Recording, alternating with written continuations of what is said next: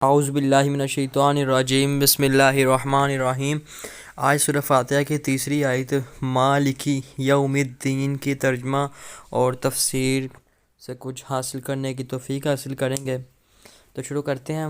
اللہ تعالیٰ فرماتا ہے مالکی یوم الدین، ترجمہ کنز ایمان، یعنی جو اعلیٰ حضرت نے تحریر فرمایا، اللہ حضرت امام احمد رضا خان بریلوی رحمۃ اللہ تعالیٰ علیہ تحریر فرمایا، وہ کہتے ہیں مالک یوم الدین کا معنی روز جزا کا مالک ہے، یا اور کنز عرفان میں ہے کہ جزا کے دن کا مالک، یعنی جس دن ہر کسی انسان کا اس کو نیکی اور گناہ کا بدلہ دیا جائے گا، اس دن کا وہ مالک ہے۔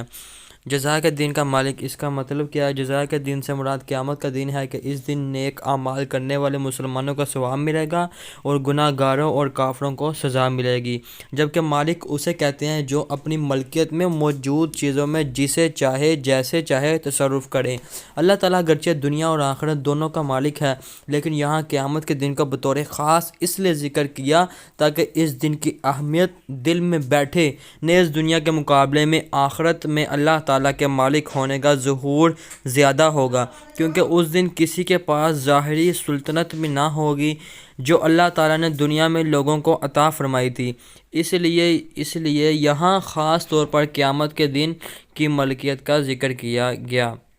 اور اسی طرح دوسری آیات، چوتھی آیت یعنی سورہ فاتحہ کی چوتھی آیات، اس کی تفسیر بہت شارٹ ہے لکھی تھی آگے، ایاک نعبد و ایاک نستعین، ترجمہ کنز ایمان، ہم تجھ کو پوجیں اور تجھی سے مدد چاہیں، ہم تیری ہی عبادت کرتے ہیں۔ ترجمہ کنز ایمان، ہم تیری ہی عبادت کرتے ہیں اور تجھی ہی سے مدد چاہتے ہیں۔ ایاک نعبد و ایاک نستعین، اس سے کیا مراد ہے؟ اس سے پہلی آیات میں بیان ہوا کہ ہر طرح کی حمد و ثنا کا حقیقی مستحق اللہ تعالیٰ ہی ہے، جو کہ سب جہانوں کو پالنے والا ہے، بہت مہربان اور رحم فرمانے والا ہے۔ اور اس آیت سے بندوں کو سکھایا جا رہا ہے کہ اللہ تعالیٰ کی بارگاہ میں اپنی بندگی کا اظہار یوں کرو کہ اللہ عز و جل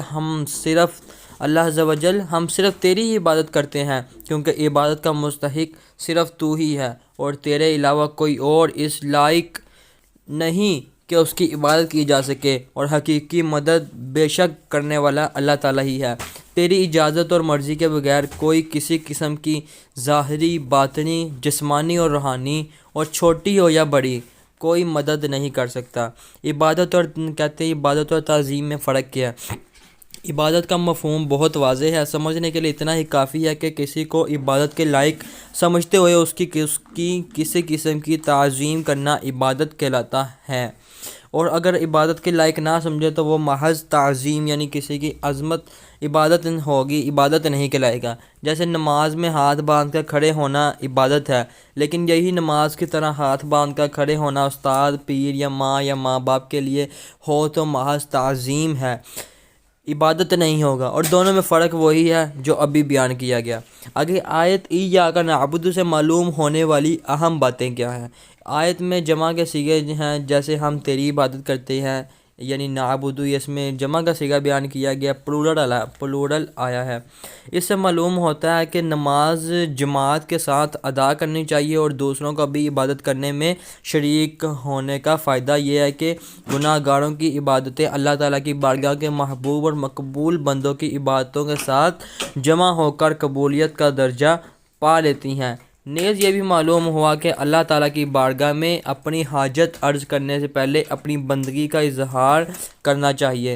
اسی طرح امام عبداللہ بن احمد نصفی رحمۃ اللہ تعالیٰ علیہ بہت بڑے بزرگ دین ہیں، ولی اللہ، فرماتے ہیں کہ عبادت کو مدد طلب کرنے سے پہلے ذکر کیا گیا، کیونکہ حاجت طلب کرنے سے پہلے اللہ تعالیٰ کی بارگاہ میں وسیلہ پیش کرنا قبولیت کے زیادہ قریب پہنچا دیتا ہے۔ اسی طرح اللہ تعالیٰ کی بارگاہ میں وسیلہ پیش کرنے کی برکت سے کیا فائدہ ہوتا ہے؟ وہ ہر مسلمان کو چاہیے کہ وہ اللہ تعالیٰ کی بارگاہ میں کسی کا وسیلہ پیش کر کے اپنی حاجات کے لیے دعا کیا کریں، تاکہ اس وسیلے کے صدقے دعا جلد قبول ہو جائے۔ اور اللہ تعالیٰ کی بارگاہ میں وسیلہ پیش کرنا قرآن و حدیث سے بھی ثابت ہے، کیونکہ چنانچہ وسیلے کے بارے میں اللہ تعالیٰ ارشاد فرماتا ہے، یا ایھا الذین آمنوا اتقوا اللہ وابتغوا الیہ الوسیلہ، اے ایمان والو اللہ سے ڈرو اور اس کی طرف وسیلہ تلاش کرو۔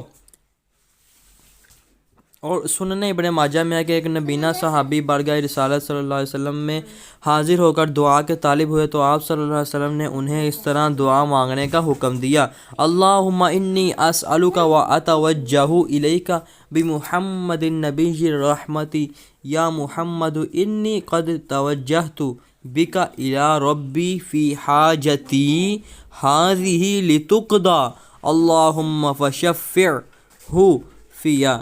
اے اللہ عز و جل، میں تجھ سے سوال کرتا ہوں اور تیری طرف نبی رحمت حضرت محمد صلی اللہ علیہ وسلم کی ساتھ متوجہ ہوتا ہوں۔